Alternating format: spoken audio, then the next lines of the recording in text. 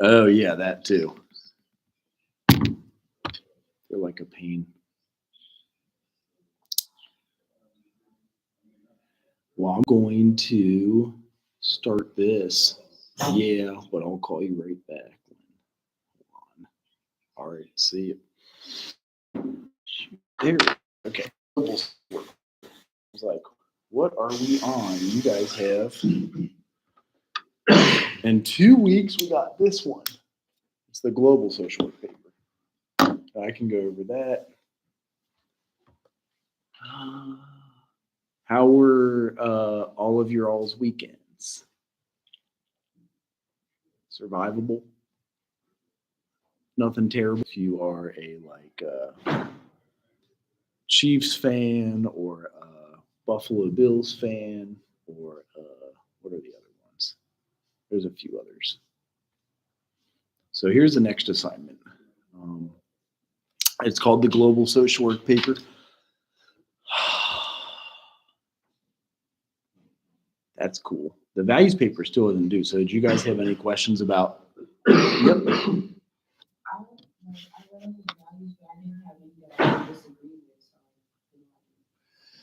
You can write a couple that you do align with. I like to use softer language where it's like, I feel like in practice, I would have a more challenging time doing this. Like if it's some people, for whatever reason, use the example a lot of like no hugs, and they're like, I would have a hard time not being able to hug my client if they're crying. And I want to, you know, show emotion or whatever, or um, staying on top of our like continuing education units. We have to do 30 hours every year to keep our license. Some people are like, that would be challenging because it's like I'm still in school, even though I'm not in school. You know what I mean? Like you still have to do 30 hours. What type of social work were you going to do? Okay. Well, you did want to do social work and a license and okay. Okay. Is anything when you first started, what did you want to do or what were you thinking? How was it going for you? Oh yeah. Okay. I do have a few videos coming up for that pretty soon actually about good morning. Have you heard of our program of a $5,000 sign-on bonus when you graduate working for Child Protective Services? So if you work and take two electives, there's Child Welfare 1, and then we just started a Child Welfare 2. If you take those two classes, do your internship at CPS in May when you or if you graduate in December, um, there, which is probably 35, 45,000, maybe even 50,000 a year, plus 5,000 sign on the day you start. And as long as you give them 12 months, you keep it. And that's for like buying a laptop, a car, clothes, whatever you use with it. If it's so that's it's called the UPP program. So and that stands for the University Partnership Program. So that's amazing that you had that thought. So was something in the coursework making you second guess it? Like, I don't know if I want to do this, or that looks like it could be. Oh, right. Well, with psychology, you need a doctorate. Here, you can get your license with a bachelor's. Some people just double. Have you met anyone? You can do the double major in 120 hours, so it's no extra school. And what that looks like is, um, I'll make sure I'll put this in due also in 2.5 weeks. And 200. So if you did the double major, a lot of folks do it um, like this. In psychology, you already take a lot of these courses um, on the check sheet. So have you seen the social work or the psychology program check sheet yet? So all of these classes will be the same. And that's like 48 of them at most. And then all of these in social work, you already take intro to psych right here. So you've already got that one knocked out of the way. And then if you were a psych major, you have to take intro to social work. So it's the same. You've already taken one of the 9 classes. So you'd only have 8 more if you're a psych major. And that's about 24 hours. So with well, it says 45 here. I'll go with 45 plus 49. You've got 6 under. So you have 94 hours. And then if you just did your 24 hours that could be electives as psychology or as social work, that's the 24 hours that would be missing, if that makes sense. So some people just take them as like bowling and yoga and underwater basket weaving. I don't know if that's even a class anymore. But some people, I did a double major and I wanted all of my classes to be meaningful. So instead of just like junky electives, I did psychology and I did all of theology. So that's how, when I finished up with both of these. I did the BS in psychology and in theology. So it's up to you. Some people like to just do like random stuff, but you can double major, finish on time, not pay any extra, and have 2 majors when you're done. Okay. Some people then, because criminal justice offers a minor, we don't. People just do psych, social work, and a minor in crim j, or a minor in psychology. So anyway, totally up to you. It's I had a few videos in regards to child protective services that I was going to show you. I know we were finishing the one. The trouble. Yep.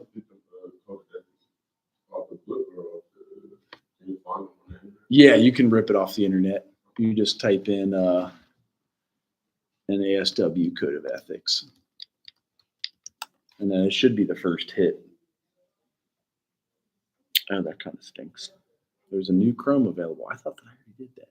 So yeah, you can do it in English, and then what we were saying, and this is the paper due on Thursday, is when reading the code of ethics, it doesn't exactly have to be something you disagree with, but something you find you might have trouble doing. So like if I would have trouble doing even in psychology, to keep your license, you have to do 30 hours of CEUs. And that's every 2 years. So it's like 15 hours a year. It feels like you're still in school, but you just go to a webinar or something and then watch it on ethics. All of them require ethics. So 3 hours of ethics. And then when you get your supervision license, you also have to get 3 hours of supervision.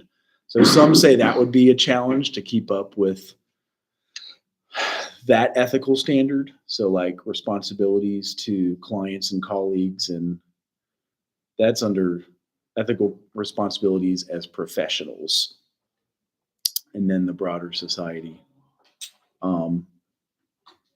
Some often say, well, and then in social work, we have the longest. So if you have a client, you're not supposed to have any relationship with them in both law, if you're a lawyer, and in the medical field, if you're a doctor, it's for like 3 or 5 years.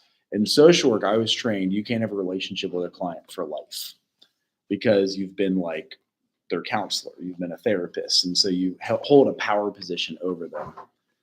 Similar in law and medical, but you don't hold like a mental power over them so much. In law, it's usually like you're helping them out with like a small claims court or accident. In the medical field, maybe you're fixing their shoulder, they got a surgery.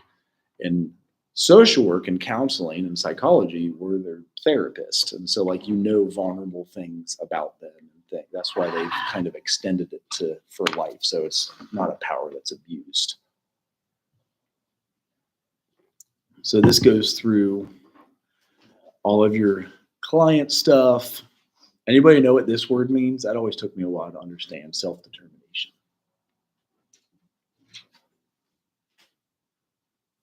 It's a hyphenated word, but usually means we let them decide for themselves.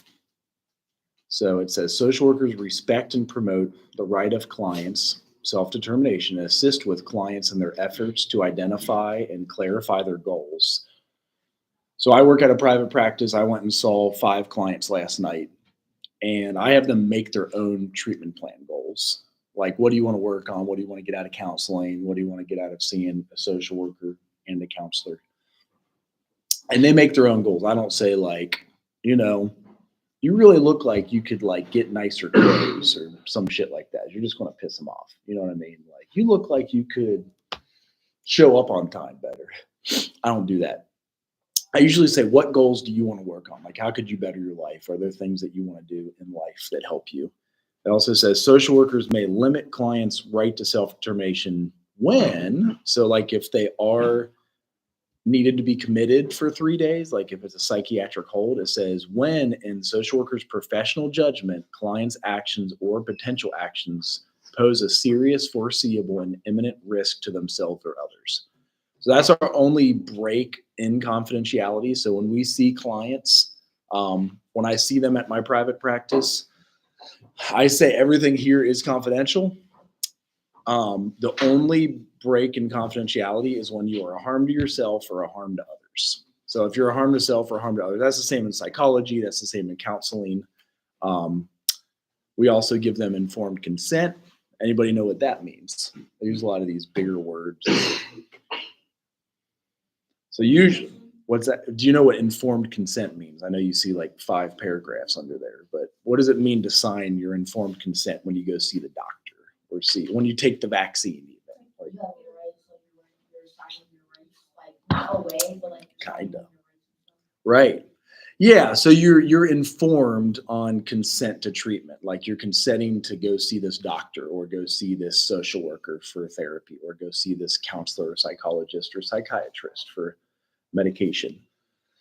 And so we should provide services only when a professional relationship based on appropriate, a valid.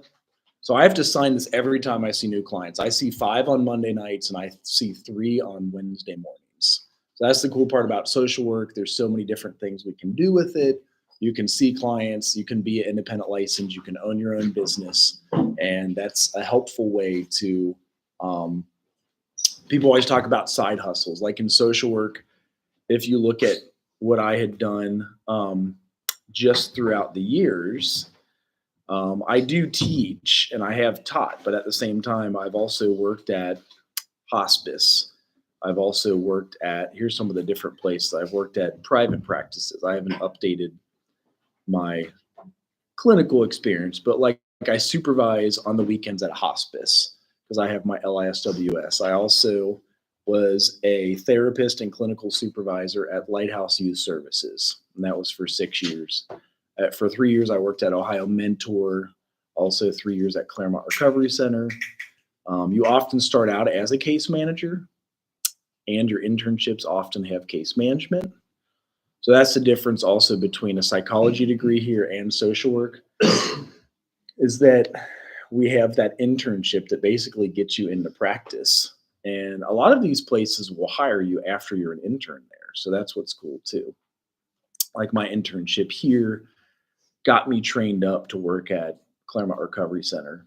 And also my internship here got me trained up to be a case manager at Stepping Stones with autistic children. So you have so many different things you can do in social work that it's, it's amazing. I'd recommend any of you, if you're feeling the breeze, to go for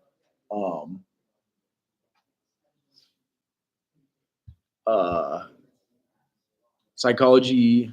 I added theology if you want to do social work psychology. I don't think we have theology here. That's more at like Xavier is a Jesuit college. That's why they have theology. But we have like religious studies, a few classes. You could add criminal justice and social work. But no reason here to not double major, because you have to do 120 hours no matter what to finish your degree. And here's what that looks like. So there's your check sheet. All of them, including psych and criminal justice, are at 120 hours now. So down here, and you're only going to get about 96 for your majors on this side on your check sheet. And then All the other courses, like which ones are you guys taking now? Do you take all of these? English, math, philosophy? Maybe next semester. Yeah. I do English, math, and art history. Okay. So those all count for every major. That's what's cool about it. That's why it's so easy to double major, because you're only going to have 96 when you're done with this.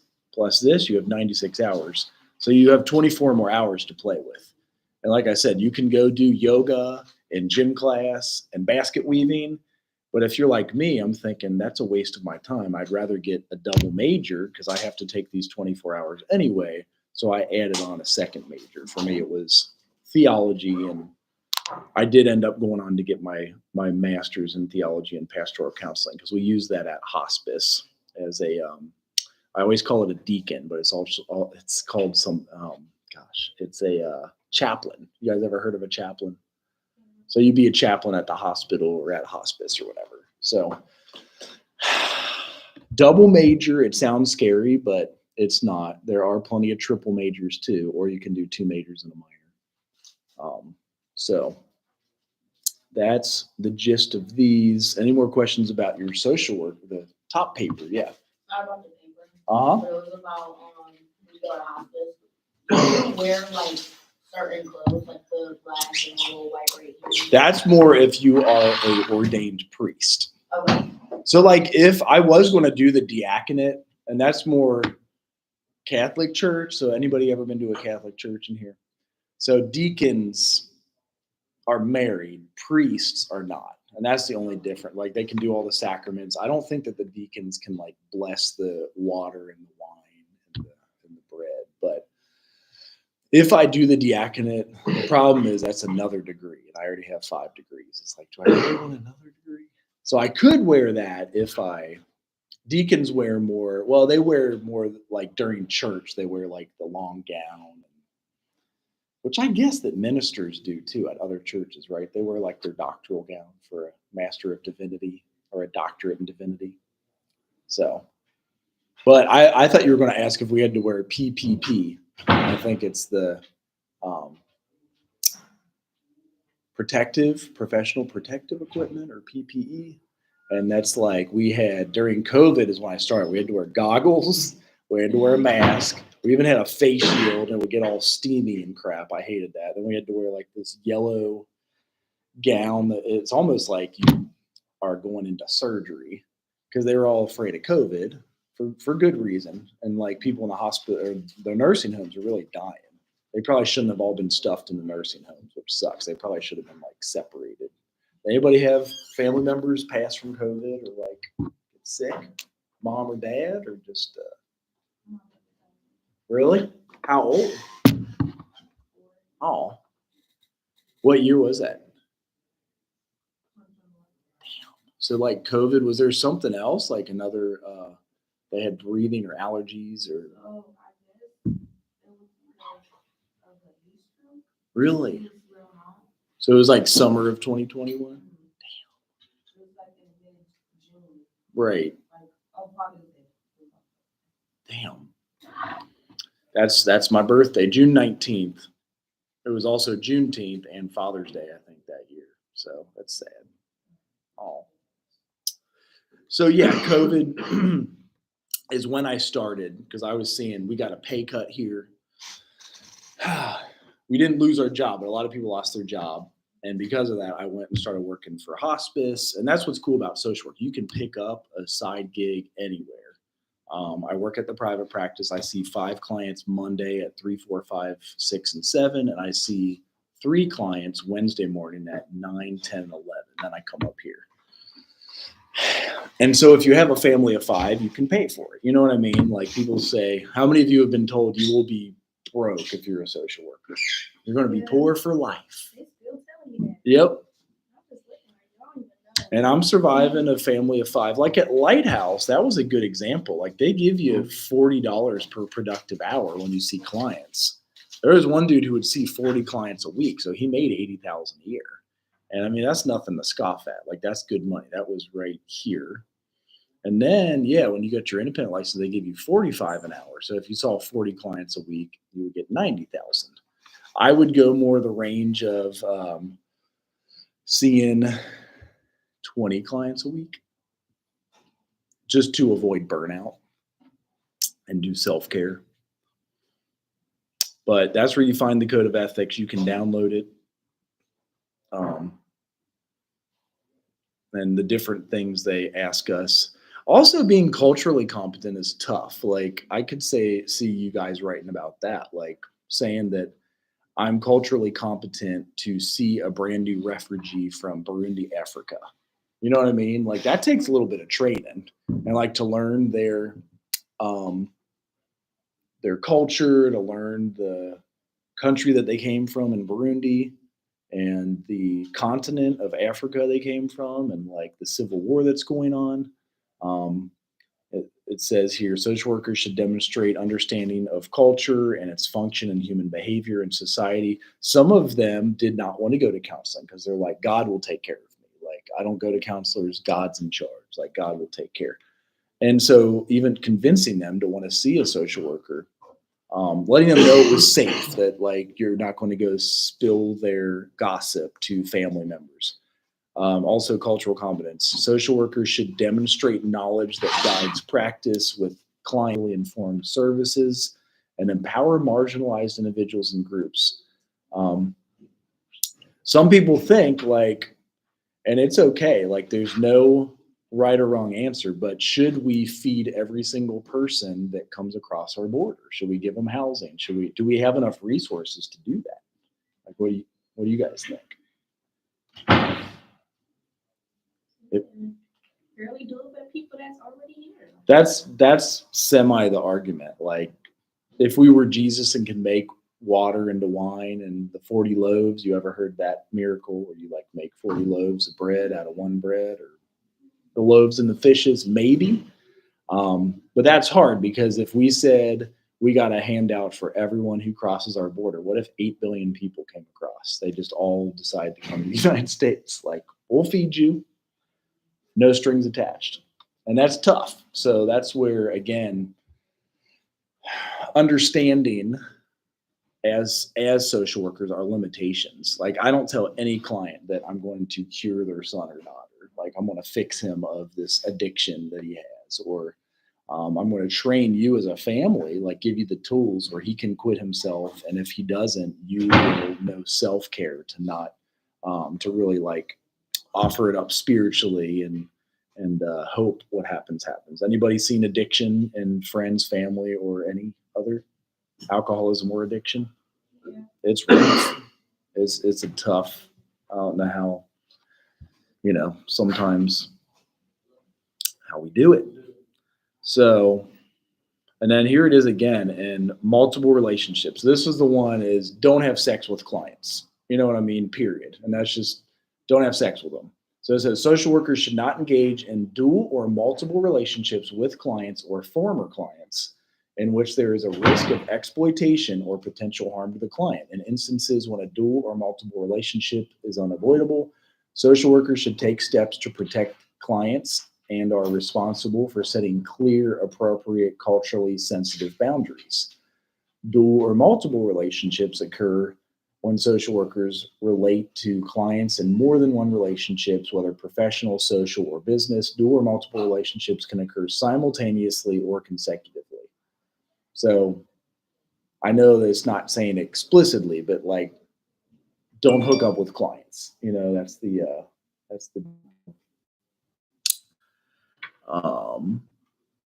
social workers should avoid communication with clients using technology such as social networking sites. That's another one. People might be like, well, I have a hard time. Like, if they wanted to friend me on Facebook, I'd want to friend them. Like, I'm friendly, right? It's recommended not, because every communication is like something that could be brought into court. So you want to keep your communications to them face to face, maybe over the telephone. But it says, be careful with technology. It even says avoid it. Social networking sites, online chat, email, text messages, telephone, and video for personal non-work related purposes.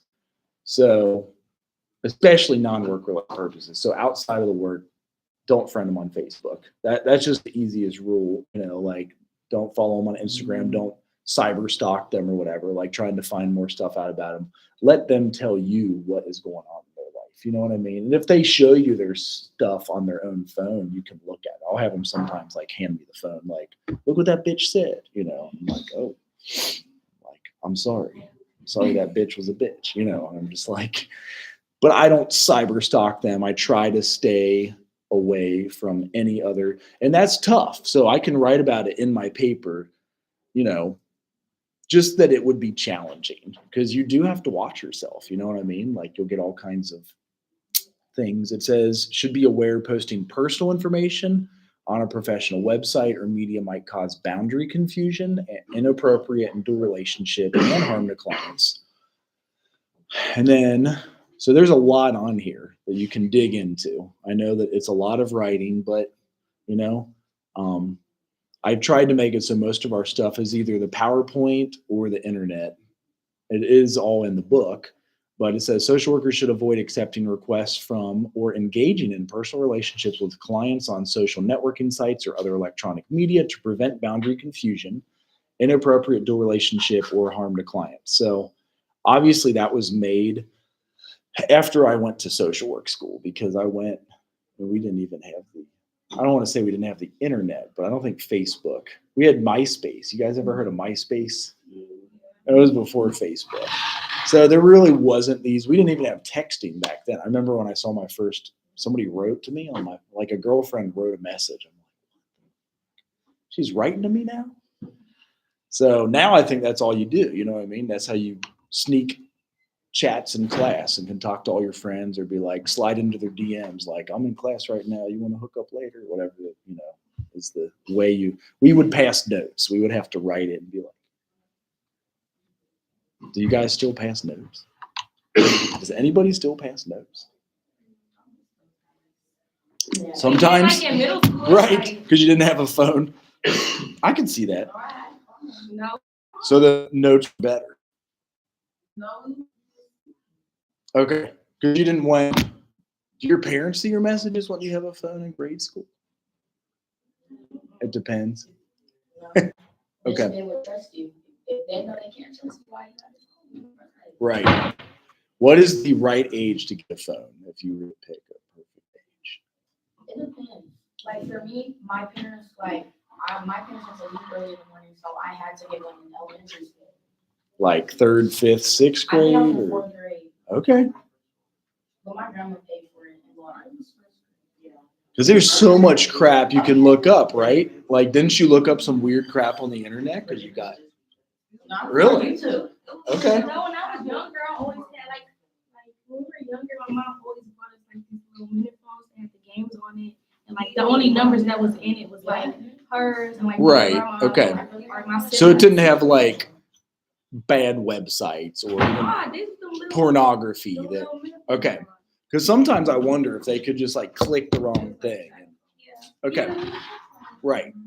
I didn't get like my first real phone, the actual phone, until I was like in 4th grade. Like I got my first iPhone in 4th grade. Okay.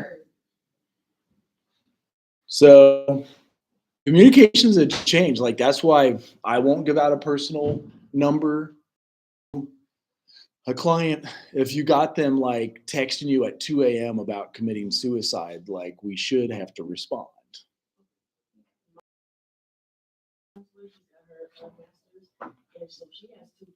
Yes, correct. And you'll leave like a voicemail that says, if you're calling and are thinking of harming yourself or others, please call 911. Like that's your voice message when they call. Yeah.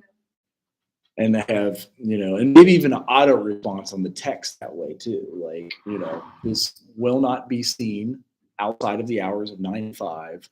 But it's just setting boundaries. That's the whole point. And some people even have trouble with termination of services. Like, I want to be your counselor forever. And we do actually, like ideally within a year or two. That's like a long, drawn out seeing people. So that's just section 1. As you can see, you got the whole entire code of ethics. So then you go to your responsibility to colleagues. Your You're usually not supposed to hook up with colleagues either. As I said, your agency may have a policy of that. If you did like somebody at work and start thinking you're all going to hook up, sometimes it's better just to go to a different agency and just work over here. Then they work over there. Then you're not breaking the policy. Respect, confidentiality. We always collaborate with others. So like we'll work with doctors, lawyers, probation officers. You could have a dispute. So this one's always interesting. It says if social workers dispute between a colleague and an employer to obtain position or otherwise, like maybe you try to set them off so that they quit and you get their job as they get paid $10,000 more. So it's saying don't involve yourself in that. If it naturally happens, so be it, but don't like go bust them. Social workers should not exploit clients in disputes with colleagues or engage in any inappropriate discussion of conflicts between social workers and other colleagues. Here's the sexual relationship. That one's if it lets me zoom, that would be better. The other one did. Okay, there we go. So sexual relationships with colleagues. So this is not just clients. Social workers whose function as supervisors, you still are kind of like a counselor to them. If I'm a supervisor, I supervise 5 people at hospice every Friday. If you're an educator, so this is interesting because like Central State, for example, doesn't have a policy like teachers shouldn't hook up with students, but it says it right here in this as a social worker. Social workers who function as supervisors or educators should not engage in sexual activities or contact, including verbal, written, electronic, or physical contact with supervisees, students, trainees, other colleagues over whom they exercise professional authority. Period. It's very straightforward. Social workers who should avoid engaging in sexual relationships with colleagues when there is a potential for a conflict of interest. Like maybe they're hooking up with the probation officer, and the probation officer is, you're asking the probation officer to let your client off probation. That's a conflict of interest. You know what I mean? Like, well, if you let him off probation, maybe we could go hang out.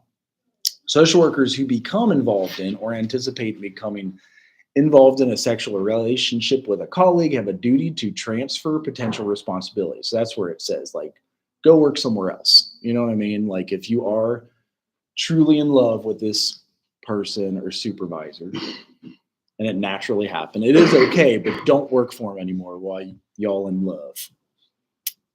And when necessary, it's to avoid a conflict of interest. And it goes into sexual harassment,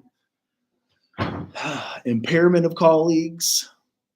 So if they're drunk at work, smoking a bunch of weed. Social workers who have direct knowledge of a social work colleague's impairment that is due to personal problems, psychosocial distress, substance abuse, or mental health difficulties, and interferes with practice effectiveness. Like say they do home visits and they're driving under the influence, high or drunk, should consult with that colleague when feasible and assist the colleague in taking remedial action. So talk to them personally first. Like, dude, I notice you smell a whiskey and you're like driving 20 miles to visit your client you just told me about. I feel concerned for your safety. Want to talk about that? So they say go to them first. Like don't just go out to narc them out. Like see if you can deal with it interpersonally. Social workers who believe that a social work colleague's impairment interferes with their practice effectiveness and the colleague has not taken adequate steps to address impairment should take action through appropriate channels established by employer licensing and regulatory boards and other professional organizations. So you could report their license. That's something that I've showed you before. You can look up anybody's license on the web. Like mine was just renewed from September 2023 until September of 2025. Incompetence of colleagues or unethical conduct of colleagues. So this is just, again, number 2. And we're going all the way through. There's all 6 of them. And so, there's always something. To be a professional, we are challenged in many ways. So I wish I could say when I was in school, I could just do all of these things and not have any challenge, like it is it is work, and that's why you're paid for it, to be professional. To be a supervisor, it also talks about different things you do to supervise. So social workers who provide supervision and consultation should have necessary knowledge and skill to supervise or consult. So usually you work at a place a year or two before you start supervising, or you've done work similar somewhere else. And they're like, you would make a good supervisor, come train us.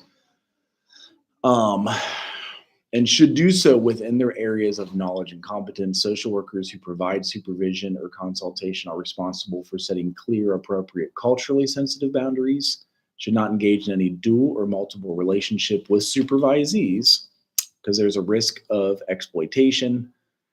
Because I sign off on their hours. So the 5 that I supervise it's usually 2 years and 150 hours of supervision. That's how you become independently licensed to like run your own business and see people just like a psychologist would, but you have to get your doctorate in psychology for that. Then there's education and training, and then eval, and how you keep records. So that's also a challenge. So to take reasonable steps to ensure that documentation in electronic and paper records are accurate and reflect services provided. So you got to write a note every single time you see or talk to someone. It feels busy. So sometimes it's tempting to skip it. I was tempted to skip it last night. I was done at 7:45. The last client I saw, and I actually saw my boss as I was leaving. I knew she'd be like, how are you leaving at 7:45? And I could write the note Wednesday when I come back in, but I went back, I wrote my note, I put it in my desk. It should be locked up, and they do lock the building, but they say preferably behind 2 locked doors, so it's kept confidential. Also, billing. Social workers should establish and maintain billing practices that accurately reflect the nature and extent of services provided that identify who gave the service. So how often do you think that happens? Somebody said they saw a client and they never saw a client. It does, because that's what you get paid for. So if you're supposed to see 20 clients a week and like you got a bad week or whatever, and you're like, I'm just going to write this note and say I saw them. You could probably get away with it a couple of times. You know what I mean? Be like, I saw them. But when there is a perceived pattern, they're like, dude, you were supposed to see this client and he just got arrested at school or something like that, like at Lighthouse. And then your supervisor starts digging in. I've had one colleague I knew at Claremont Recovery Center. And then when I started working at Camelot, he also worked there. And it seemed like he was doing the same thing. It's like people would say he was live on Facebook or posting while he said he was at the client's house, like that hour. So like, just don't lie about your billing. Or if you saw them for a half an hour, put a half an hour. Don't put an hour, because they call it Medicaid frauds. We're billing like Medicare and Medicaid, and they pay.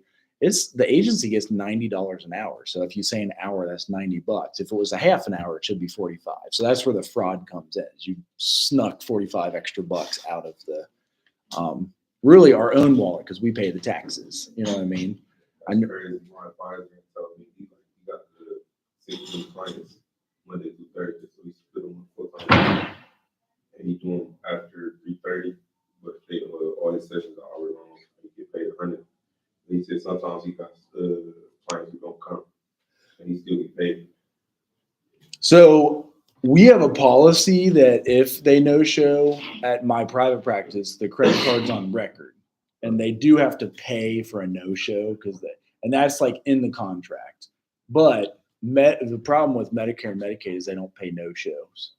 So you're saying usually it's like bragging, like, dude, I get paid whether they show up or not. Yeah, it's awesome. Like sometimes they get in there and just talk for 20 minutes, and the client don't want to leave. People like, but I still get paid for the whole hour.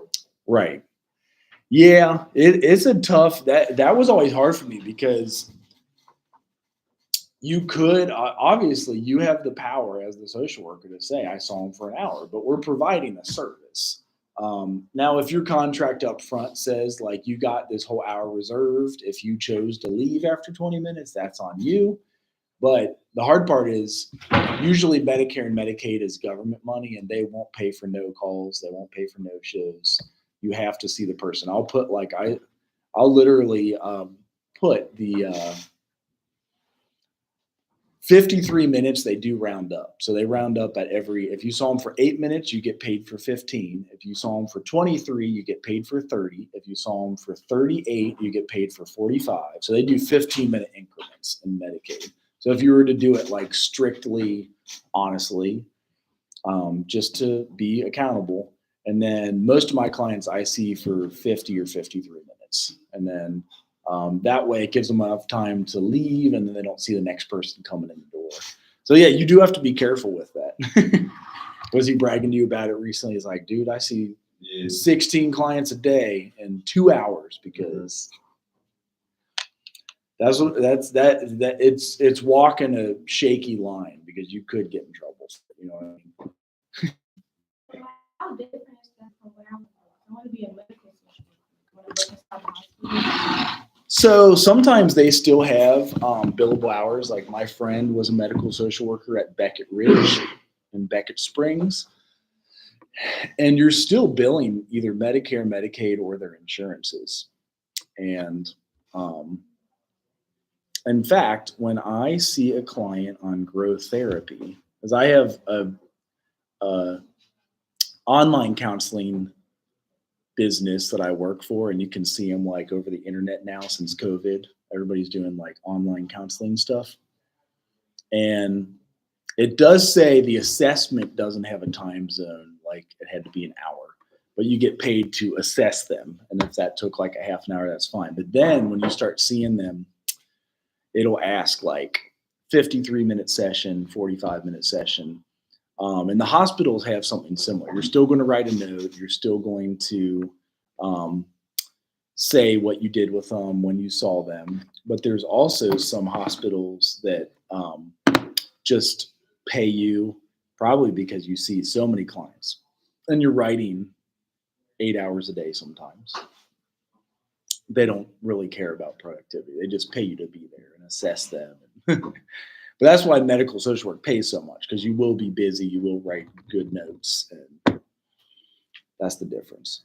It's not impossible. I mean, I've worked for medical places too. So that's halfway through all of these. Anybody find one that for the paper, you write like one you think could be easy, you do and you agree with, and one that might be hard? Here's a competence one. So this is one that I always say could be hard. That means that we keep up with our continuing education units. So it says social workers should accept responsibility or employment only on the basis of existing competence or the intention to acquire the necessary competence. So like when you read that, what do you guys think that means?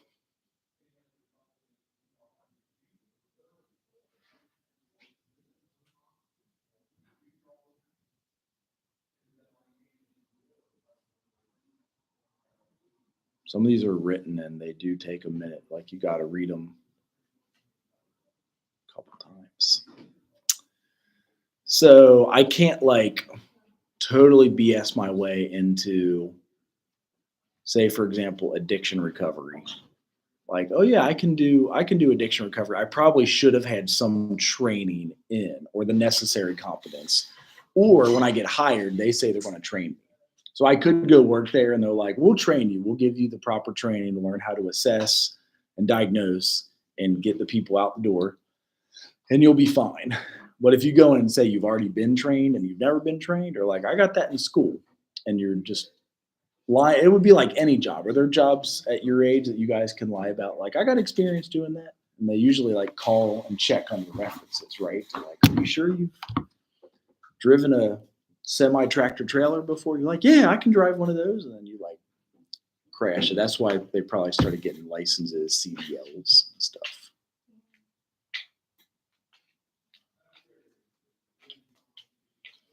And this is the one where it does become hard. You got those 30 hours you pay for.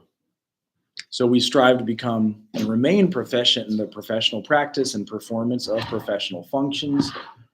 should critically examine and keep current with emerging knowledge and relevant social work. Social workers should routinely review the professional literature. So I think I'm done with school, and I'm never done with school. So like I always got to go back to something.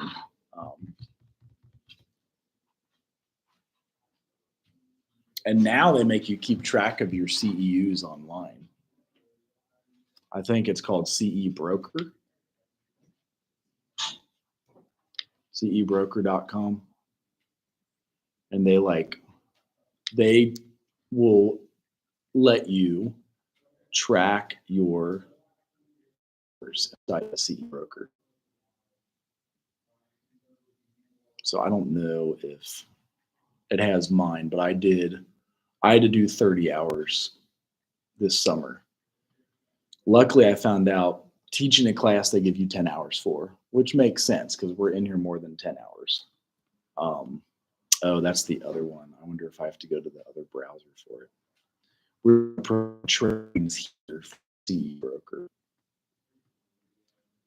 Ah, that's right. So we had this also, but here's CE Broker. And like, so every year you have to do 15 hours of training. The cool part is your job will usually give it to you. So you don't have to worry too much about it. And, oh, access is denied. CE Broker. See if it'll let me sign in on this one. That means it has to remember my stuff because I don't remember my stuff. And this is where I keep track of it. So I got 10 hours for teaching a class, 10 hours for one of my publications. I had to do 3 hours. They offer a free supervision training, and then they also offer a free ethics. So that was nice. Where is the one we were watching about kids? So I've got a few of the foster kids video, and then I feel like it's, how many advertisements do they have on these things now? I guess they know what you buy. I just bought those on Saturday. That's like creepy that they know exactly. And we just bought a bunk bed on this the other day. So they track every single thing you buy, I guess, huh? That's creepy. It's almost like, how in the hell?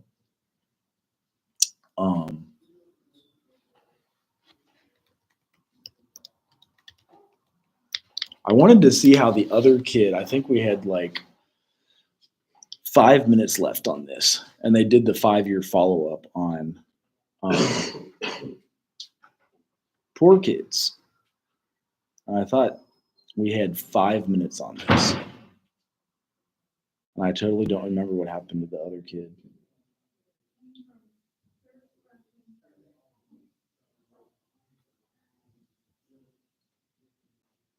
And hopefully this is the right one where they show like the 5 years later. Like the one dude got a job. Oh yeah, Poor Kids 2017. So that was the, come on. Really? It was on YouTube. Yeah, you're right. I'm already subscribed. How about that? You're right. It totally was on YouTube. My name is Baratunde Thurston. I'm a writer, sometimes comedian, and I love being outside. How does the outdoors define us? Is adventure racing the thing where you make life much harder than it needs to be? Always. As individuals, and as a nation. Nice commercial. Anybody ever seen that? Thing is that you make up in your mind, like I said, whether you're going to survive or not. So I choose to go ahead and try to make an honest dollar.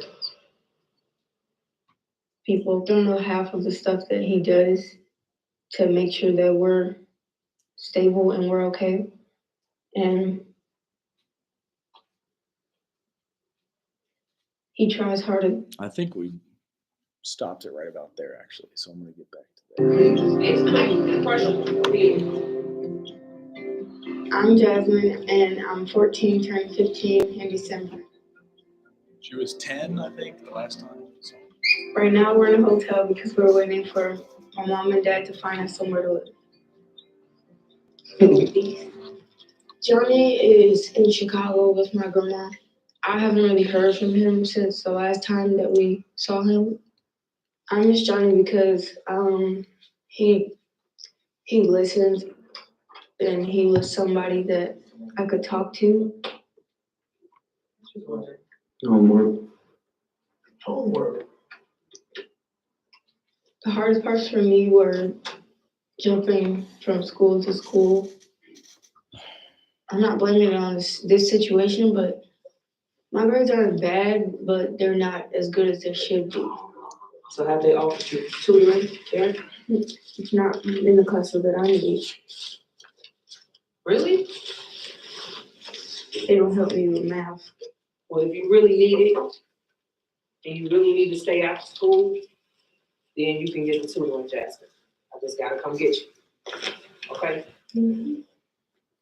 I don't think it's my parents' fault because they're moving so we can have somewhere to stay and so we can be stable. For you to get a house, that takes time and work and money. It's like a game to hurry up and wait. You're waiting on answers to see when you can move or when you can get in or. You can have 1 year where everything is fine, but that next coming year, you catch a bad cold and it's all over with. Yep. And sometimes it means picking up and leaving, going somewhere to try to start over, to try to get a better fit for your family. I feel like with the parents that I have, it's gonna come eventually. Right now, he cleans windows.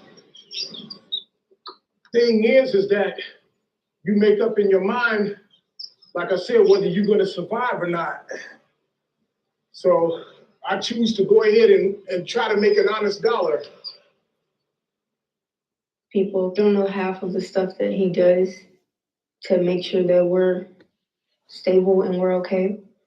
And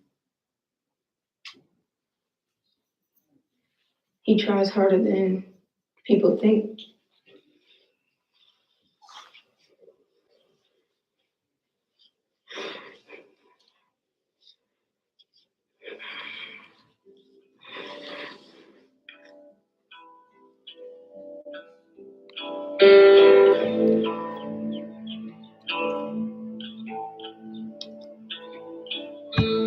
I'm Johnny. I'm 19 now. I moved my grandmother to Chicago. My parents, they couldn't sit stable and moving around a lot of places, and I knew it was going to be a problem for me academically as far as my life situation. I guess I started hanging out with the wrong people. I ended up going to jail. When I went to jail that day, it was like, you really falling off. You let yourself fall off. You went from all this good stuff happening to you, you're going to be, you know what I'm saying, a good football player. Scouts was coming to see me at practices, asking about me and wanted me to play on their team to now you smoking weed and you got locked up and all that. It was like a reality check to myself, like you really falling off. You need to get back on track. And this was my wake-up call, I guess. I came up here to start over. If you fall, you gotta get up, dust it off, and keep on going. That's the only thing you can do till you get to the top. I work for HMR Designs. It's a party and wedding design company. Just working to this point till I enroll in school this spring. When spring come around, I can still end up going to the school I want to go to, which is Louisiana State University. Going there and pursuing this football dream. There we go. Come on, get over. Oh yeah. Oh, okay. Let's go. You can come check on me 5 years from now. I'll be somewhere playing for somebody's team in the NFL. Everybody knows the American dream. Oh, go to college and go live your life. That's all I want to do. Live in my dream and take care of my family. That's it.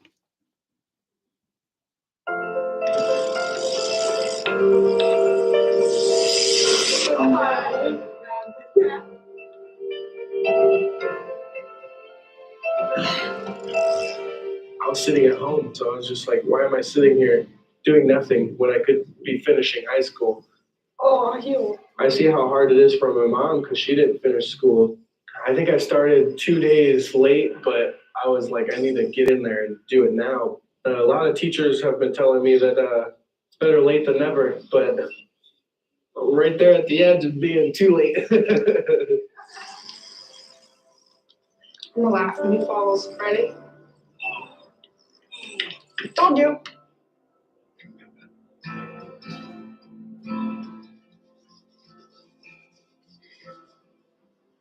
I wouldn't choose this life, but it's kind of showing you what can happen.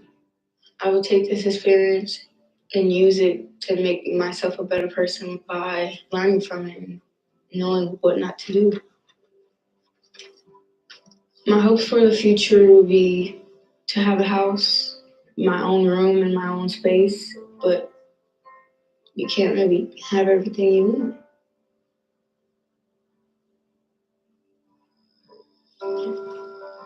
If I have kids, I would not want them to be growing up like this.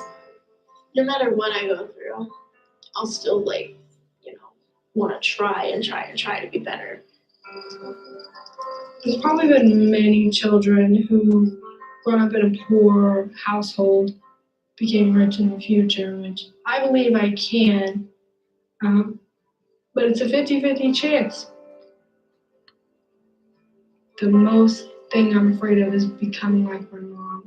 No offense, try her best, but I'm scared to death of becoming like her. Her financial situation and things that's happened to her that affects how she acts. If I become like her, I don't know. I'll cross that bridge when I get there.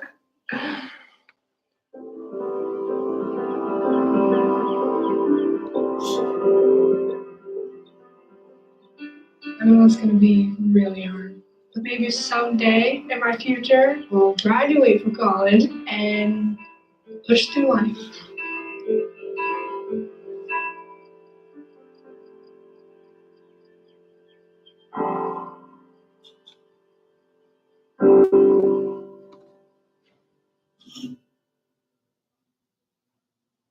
Go to pbs.org/frontline to learn more about child poverty in America. Then listen to the latest episode of the Frontline Dispatch, our new original podcast series. I'm not entitled to anything. I'm not. This became sort of this rallying cry for anti-government things everywhere to spark the movement. So there was a few others. I'm going to save the global social work stuff. Any of you guys ever heard of the Peace Corps? What are you able to tell us about it? Or what have you heard about it? I use it as an example because it is one of the global social work things that is a possibility to do. When does the computer finally crash and you have too many windows open? Does anyone come from a city where housing prices are still fair and affordable? Like you could buy a house? Or rent? Is the rent still cheap anywhere? What's cheap and what's affordable? 25% of your income. That's supposed to be like the going target. I mean, what would it be like? There's stats from today and Great Depression on housing. I found this shocking the other day. It will get better, but when I saw this, the life of the average person during the Great Depression, it actually was more on Twitter again. I don't know why you see more of that stuff on Twitter. It seems like filtered on this. But they had to pay 3 times their income for a house. So like that would be, if our average income right now is $150,000 a year, that would be a house, or I'm sorry, $50,000 a year. A house would be $150,000 a year. So Let's see if I can find this again. Is it still called Twitter or is it called X now?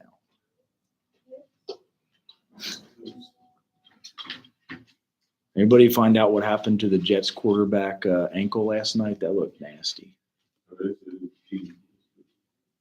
He ripped off his Achilles.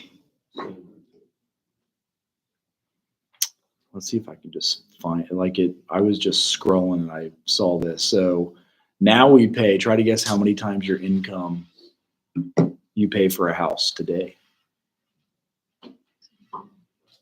If the average income is $52,000 and then we pay, the average housing price is $300,000.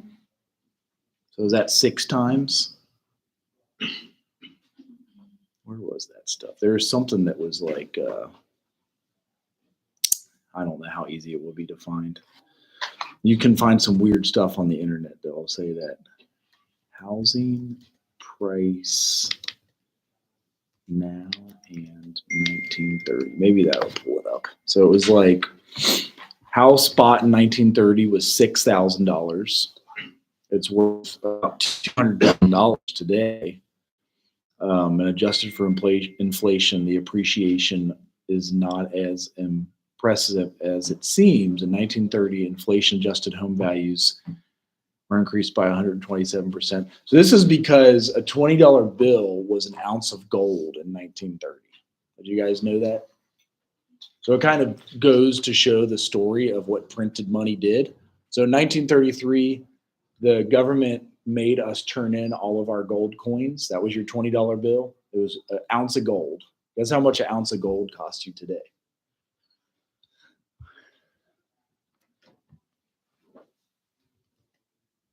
$20 bill. I guess it's not a bill. I should just say $20 because it wasn't a bill. Yeah, I think they did have bills. Yeah, they did start. This one they started in 1934. They made the $20 bill with this dude on it. But this is what a $20 bill was in 1933.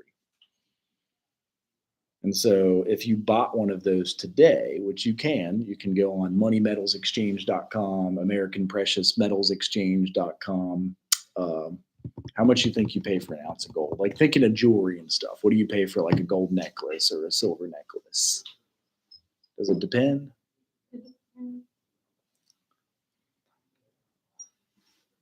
Some people are asking, is a $20 bill from 1934 worth anything? Kind of, but it's still paper and it could catch on fire. If you try to burn an ounce of gold, you can't. So then after that, we still had dimes and quarters and half dollars. Guess what those are made out of? It's almost like gold. Yes. So all the money was silver until 1970, which was crazy. So like if you ever find a silver dime from then, and again, so in 1934, we had just finished World War I. We were about to go in World War II. We had no way to fund it, so we started printing money. Anybody ever heard of the Vietnam War? That was when money was, yeah. So we couldn't fund that either. So they did the same thing in 1970. They took all the silver coins out of circulation and they started printing money. So you just make it paper. They did, however, in like August 15th of 1971, they made it the petrodollar. So every gallon of oil that was sold had to be bought in dollars or sold in dollars. So that's how we stayed the world reserve currency and like the strongest nation. I know this seems way out there, but how does this relate back to social work?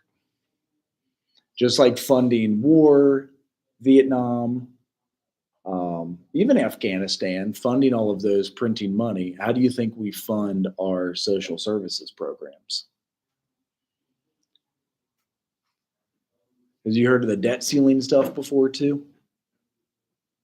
Where they're like, if we don't raise the debt ceiling, we're going to be out of money for all the veterans. Or if we don't raise the debt ceiling, they're talking about it again right now.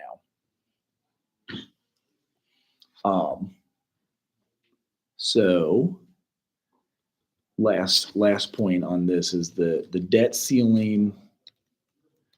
For example, food stamps, where do you think those come from too?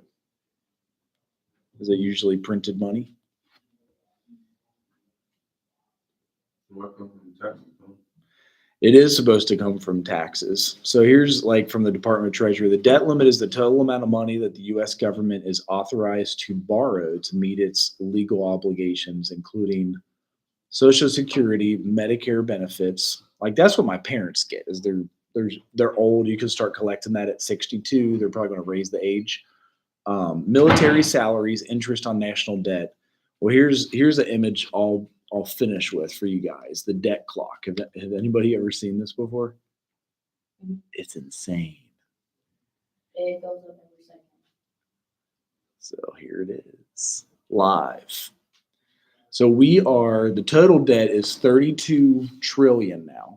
It's 32 trillion. It was actually balanced in 1999, supposedly. This was at zero when Clinton was president in 1999. So debt per citizen, this includes you guys. Did you know that you already have $98,000 worth of debt? And then debt per taxpayer. Oh, that's interesting. So I guess there's almost 3 citizens for every taxpayer. I didn't realize that 3 of us were paying taxes to support like you said, food stamps or things of that nature. And that goes back to the question, like, could we accept every refugee here? And I've done a lot of work with refugees. I've worked with Guatemalan refugees, Burundian refugees. I connect them with the food pantries, affordable housing, things of that nature. And we do eventually empower them to like grow their own food, get trained, and get a job. So is there any number on here that's shocking to you guys too? This one's pretty bad. So the interest, we mentioned interest rates. They were at about historical lows just a couple years ago, actually. And now they're at 7% again. So that's kind of like normal, but that means we have to pay 3 trillion in debt every year on 32 trillion. So like 7% of 30 trillion is 3 trillion. That's how much we pay. There's another few debt numbers here, but this is how we fund everything. They've got home sales, the gold supply and demand, mortgage calculator, Social Security. That's how much we owe folks that do Social Security and Medicare. So when I first saw this, my eyes kind of glazed over. I'm like, what are they even talking about? This is kind of dumb. I want to go to sleep now and go home. But then when they explained to me and gas prices doubled and like milk and food and housing and cars, it all started coming full circle. Like that's what they were talking about. The printing of money. If we have so much in circulation, but only the same amount of loaves of bread or the same gallons of milk or gas. I did fill up for $3.40 this weekend. Is that any good? Anybody? I saw it's $3.29 over there now. Is that just because we're in the middle of nowhere? Well, I say market, it's like 2 something. What, in Cleveland, is it cheap? They might have a pipeline nearby because they have like the lake and sometimes oil comes in and then they deliver it. So you got to pay to deliver from Cleveland to Cincinnati. That's probably why it's cheap in Cleveland. They just ship it in from Iraq or Iran. So there's another one that was kind of cool to me, like the gold to dollar ratio, the silver to dollar ratio, spending ratio. Oh, this is a big one though. So savings per family. They say we have $13,000 per family. That sounds like a lot, actually. I don't know too many people that have 13,000 in the bank, but maybe they're doing that on housing, like how much you've paid down on your house. So like my house is worth 206, but I still owe the bank 158 on it. So that's where they're counting. Like I have savings, but I also have 293,000 of student loan debt. So that's a lot. So that is, we'll cover more of the global social work paper. You guys saw some of the social work values, the NASW Code of Ethics and things of that nature. any other questions on the values assignment, that one's due Thursday. So you still could ask me something Thursday. What's that? This one right here. Yes. That's why I say it. Hopefully that if that's the only thing you heard the whole class and you get your paper done, then you're good to go. So yeah, and this one is, the first one was just like 2. This is 3. We are getting to 4 pages here, probably 4 to 5. This one is 3 to 4, probably right here, 3 to 4. So they just start growing. That one's 4 to 5. We'll go over that more Thursday, but if you have more questions on Code of Ethics, hopefully it makes sense why we have a Code of Ethics in NASW and why psychology has a Code of Ethics, counseling has a Code of Ethics. All of them have codes of ethics so that not all of us can get rich quick scheme off of seeing 16 clients in 3 hours at 4 p.m. or later. But the racket is good sometimes when it was, like when they gave out the PPP loans and stuff too. Any other questions? We'll just clear your global social work and the Peace Corps, which is one of the global social work options Thursday. Peace Corps is one of the jobs. There's an international federation. That's all this paper is. You're going to look up NASW. What does it say? What does it do? What's the average pay for a social worker in the United States? That's the coolest part for me. So you get to see how much you're going to make. And then you look up IFSW. What does it mean? What do they do? It's the International Federation of Social Work. What's the average pay if you do social work outside the country, like overseas? And what are some jobs? Like look up some job descriptions. Maybe you'll find a hospital job. Maybe there's another Peace Corps job or they forgave your student loan. And that's it. That one's, I usually say do a page on IFSW, a page on NASW, and the description, then a job for NASW, and then a job for IFSW. And then you got 4 pages. Remember to also cite your sources and do the APA. So eventually we'll all learn the APA style. And if you want like a cheat view of it, you just do APA style. And here's what it looks like. You usually just got the title page first. You go images, and then you got references at the end. So there's your title page, just like your name, the college, the date. And then you write throughout the paper and cite. And at the end, you give the long reference of all your stuff. And an easy way to find that for your paper is on scholar.google.com. So any reference you use, you can look up inside of here. And you can search whatever. Maybe you just search NASW Code of Ethics, and then you can cite these for your paper. So here's one: social workers in the NASW Code, beliefs, behaviors. So say you cite this for your paper, here's how you do it. Boom, and then you copy it. And if you do it inside of your paper, you would just write DeFranks 2008.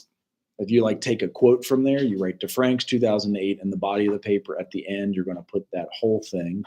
So you cite this one, you alphabetize it. Brill would come before DeFranks. You might write Brill 2001. I love this because you can do new citations. You click on this. Since 2019.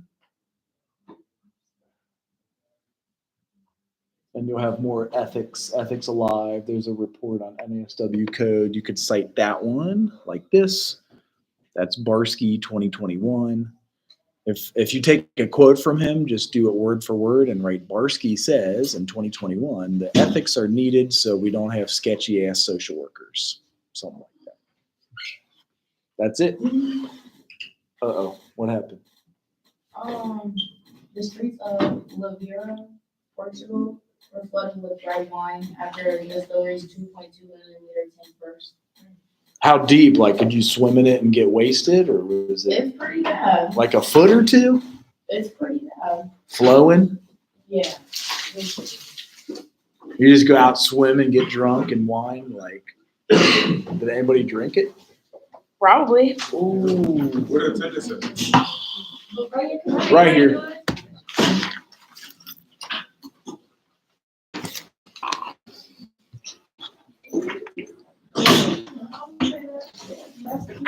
That red wine looks good. But if it was white wine, you could see the like rat